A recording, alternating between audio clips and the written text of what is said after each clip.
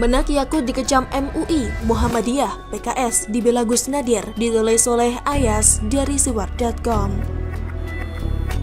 Sebelum kita lanjut, jangan lupa subscribe dan nyalakan loncengnya agar Anda menjadi yang pertama mendapatkan informasi dari jurnal terupdate. Assalamualaikum warahmatullahi wabarakatuh. Salam sejahtera untuk kita semua. Kembali lagi bersama saya Ayas. Setelah sekian lama vakum karena kesibukan, alhamdulillah saya baru memiliki putra. Jadi 2 atau 3 bulan kemarin vakum tidak menulis. Awal Agustus ini saya memutuskan untuk mencoba menulis kembali. Semoga pembaca setia saya masih sudi membaca tulisan-tulisan saya. Hehe. Masih soal ucapan selamat Hari Raya Nauruz dari Menteri Agama Yakut Khalil kepada pemeluk Bahai yang menuai kontroversi. Sebenarnya video Menak Yakut mengucapkan selamat Hari Raya Nauruz kepada umat Bahai dipublish pada 26 Maret 2021 di akun YouTube Bahai Indonesia. Namun tak kenapa sekarang baru viral dan menuai kontroversi. Berikut sedikit kutipan pernyataan Menak Yakut. Assalamualaikum warahmatullahi wabarakatuh. Salam sejahtera bagi kita semua. Kepada saudaraku masyarakat Bahai dimanapun berada, saya mengucapkan selamat merayakan Hari Raya Nauruz 178 EB, kata Gus Yakut. Pernyataan Menak Yakut sekilas memang cukup janggal sebab masyarakat Indonesia jarang yang mengenal agama Bahai.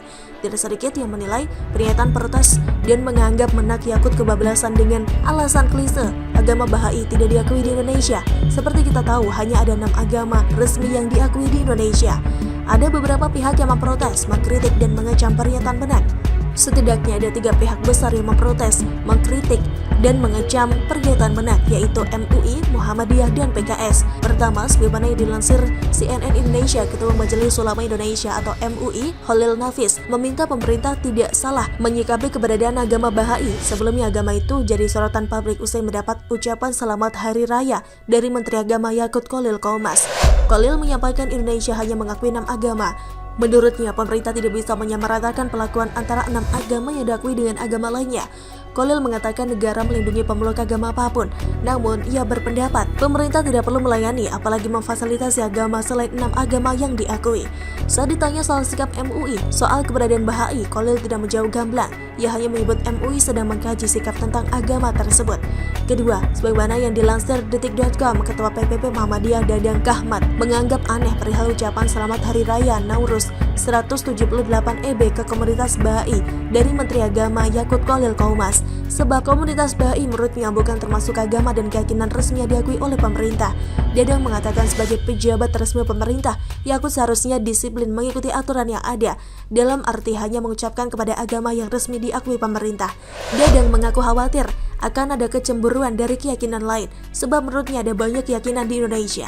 Ketiga, sebagaimana yang dilansir sindonews.com, ucapan selamat Hari Raya Nauruz 178 EB ke komunitas Bahai oleh Menteri Agama atau Menak Yakut Khalil Qomas terus mendapat kritik. Kali ini kritikan dari anggota Komisi DPR RI fraksi Partai Keadilan Sejahtera atau PKS, Bukhari Yusuf. Menurut Bukhari, masih bisa dimengerti jika Yakut Khalil Qomas atas nama pribadi atau ketua organisasi kemasyarakatan dalam menyampaikan ucapan selamat Hari Raya Nauruz 178 EB ke komunitas Bahai. Namun ketika atas nama menteri, hal itu kok terasa berlebihan sebab masih diperselisihkan apakah Bahai itu agama atau aliran. Namun ucapan selamat Hari Raya Nauruz dari Menak Yakut kepada umat Bahai yang menuai kritik dan kontroversi dibela oleh Gus Nadir. Dalam akun Twitter Hazanah GNH, Gus Nadir menulis, Bib Abu Bakar Segaf yang kami sayangi, panjenengan bilang Bahai sesat dari ajaran Islam.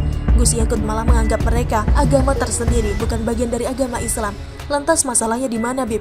Kalau Gus Yakut bilang mereka bagian dari agama Islam baru bermasalah, gimana, Bib?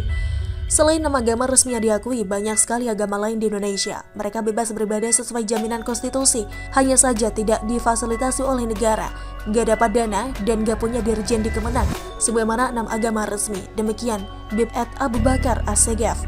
Cuitan tersebut dalam rangka merespon orang-orang yang merespon Menak Yakut dengan alasan agama Bahai bukan agama resmi yang diakui di Indonesia. Padahal selain nama agama resmi yang diakui, banyak sekali agama lain di Indonesia. Mereka bebas beribadah sesuai jaminan konstitusi, hanya saja tidak difasilitasi oleh negara. Begitu pembelaan Gus Nadir kepada Menak Yakut dan saya sangat setuju. Setiap orang bebas menganut kepercayaan dan agama tertentu serta beribadah sesuai keyakinan tersebut. Mampus. Rakyat siap ladeni tagar, gue bazar NKRI, dan tenggelamkan Demokrat mencuat, ditulis oleh Anto Cahaya dari Sword.com. Sebelum kita lanjut, jangan lupa subscribe dan nyalakan loncengnya agar Anda menjadi yang pertama mendapatkan informasi dari jurnal terupdate. Konyol, satu kata pembuka dari saya untuk Partai Demokrat. Membaca berita dari berbagai media yang santer mengutip pernyataan sebagian besar kader. Mereka telah melakukan blunder dengan menantang bazar, sebuah langkah yang keblinger. Sudah pasti rakyat tidak kedar, dan celakanya Agus sang ketum ikut bermanuver. Demokrat sudah tidak berkelas, turun level, serupa petarung ayam sayur. Memilih berseteru dengan bazar yang mana bukan organisasi politik, justru memantik perang terbuka dan harus siap dihabisi. Ini zaman sudah maju, bukan zaman batu. Kok bisa sebuah organisasi besar mereka yang pernah jaya selama satu dasawarsa terjebak di sebuah pusaran yang seharusnya bukan suatu hal yang penting tapi disikapi genting. Dari sini saja rakyat jadi dapat melihat kemampuan Agus dalam memimpin. Ternyata masih belum mumpuni, cuma tonjolkan gebiar, kemasan atau packing doang. Tapi pedenya minta ampun mimpi jadi presiden RI, senyum geni di sana-sini. Mending beri bukti jadi camat atau bupati, agar matang memimpin sebuah organisasi, bukan karbitan modal ambisi. Jadi jangan salahkan rakyat jika sebagian besar beranggapan bahwa berkah menjadi ketua umum partai karena hadiah, bukan atas kemampuan dan pengalaman yang wah. Nampaknya, setelah banyak kader senior yang keluar, Partai Demokrat makin menor dan kedodoran. Salah langkah bisa menggelepar, ambiar. Rasanya tidak keliru jika Jenderal Muldoko didorong oleh para kader yang telah dipecat mengembalikan marwah Demokrat yang terlihat mulai sekarang. Bazar RP, demikian biasanya mereka menyebutnya. Dan tidak hanya para kader Demokrat, para tokoh politik dan pengamat politik terutama yang berseberangan dengan pemerintah, tidak sedikit yang sebut bazar sebagai bentuk rasa kesal. Kalau mental simpatisan mereka di sosial media jangan ditanya. Dan mereka inilah yang sebetulnya bazar RP. Analoginya sederhana saja. Buat apa membela Demokrat yang memiliki jejak rekam yang dulu secara berjamaah hianati rakyat? Seperti hukum cermin, para simpatisannya ini jika terdesak saat berargumentasi, langsung teriak di astar bazar RP. Lucu bukan? Bazar RP, teriak bazar RP. Ciri orang kalah. Seperti kumpulan anak-anak kecil yang bermain di teras rumah.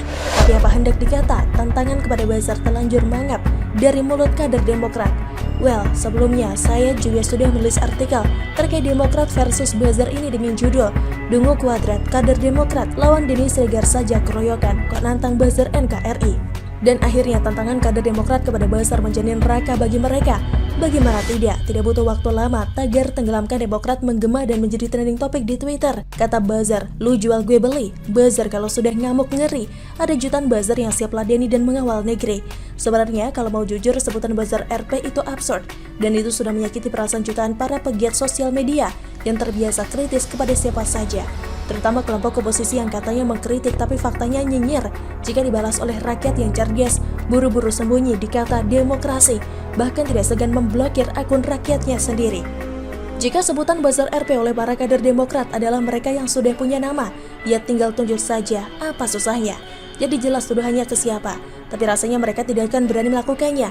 Bisa makin runyam urusannya, sebab pada muatan tuduhan yang sama sekali belum ada buktinya. Sekarang ini zamannya sudah 5G. Melalui sentuhan lembut ujung jari kita bisa menari-nari sesuka hati, termasuk di dalamnya turut berkomentar apa saja.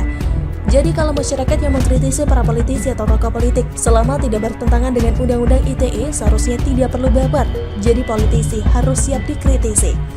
Dan saya meyakini masyarakat yang cinta damai jauh lebih mendominasi daripada mereka yang suka menebar rasa benci.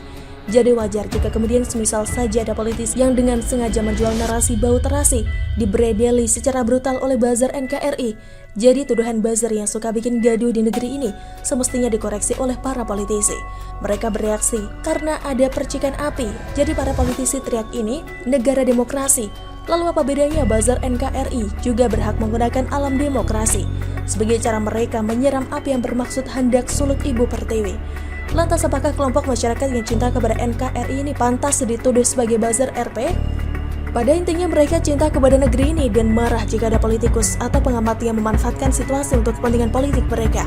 Terlebih dengan cara-cara yang kotor, mencucikan dan menghasut rakyat. Mau suka atau tidak, peradaban telah berubah, rakyat sudah semakin smart. Sekarang, mereka lebih mudah mengawasi kinerja pemerintah dan juga para oposan. Bahkan masyarakat kadang lebih tepat kata kalimat mereka dalam memberikan kritik daripada bacotan para politikus bau tikus dan pengamat sesat. Fenomena kader Demokrat secara terbuka menantang buzzer ini benar-benar sangat memalukan. Maka tidak berlebihan jika kemudian seiring mencuatnya tagar tenggelamkan Demokrat, kemudian secara bersamaan ada pula tagar gue buzzer NKRI sebagai bentuk jawaban dan tantangan kepada kader Demokrat. Nah, kalau sudah begitu Demokrat bisa apa? Partai didirikan untuk menarik minat konstituen sebanyak-banyaknya, tapi faktanya malah justru memusuhi rakyatnya.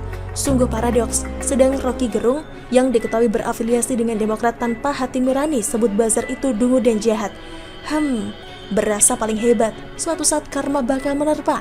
Sekarang, mari gunakan akal sehat. Jika buzzer RP yang kerap mereka tuduhkan itu ternyata memproklamirkan diri sebagai buzzer NKRI, lalu siapa yang lebih pantas disematkan dungu dan jahat? Kita kembalikan saja kepada yang menyebutnya senjata makan tuan. Tidak menampik memang ada nama yang sudah besar sebagai pegiat sosial media. Memiliki ribuan hingga jutaan pengikut di akun sosial media. Nah, kemudian para pengikut ini secara sporadis turut bertindak, ikut mengawasi dan mengendus setiap langkah gerak para politikus yang suka menebar bau perengus. Jika ketahuan ada upaya membolak-balikan fakta, maka akan berhadapan dengan buzzer NKRI. Mereka tidak butuh dikomando secara naluri bergerak sendiri. Percayalah, para buzzer NKRI ini tidak mungkin dapat dikalahkan. Yang ada Partai Demokrat bisa terperosok makin dalam, tenggelam tinggal nama. Buzzer NKRI itu adalah virus cinta kepada negara mereka. Karena bagi mereka politikus busuk dan pengamat sesat wajib diberangus. Jika ingin bertaruh secara gentleman, ada tempat di tahun 2024. Memusuhi para buzzer NKRI itu berarti harus siap mental dan psikis. Secara perlahan bakal diiris tipis-tipis, lalu ditaburi garam, kemudian ditetesi jeruk nipis. Sadis. Demikian salam. Bagaimana menurut Anda? Silahkan tulis komen Anda di kolom komentar. Jangan lupa untuk like, subscribe, dan share. Arkana pamit, sampai jumpa.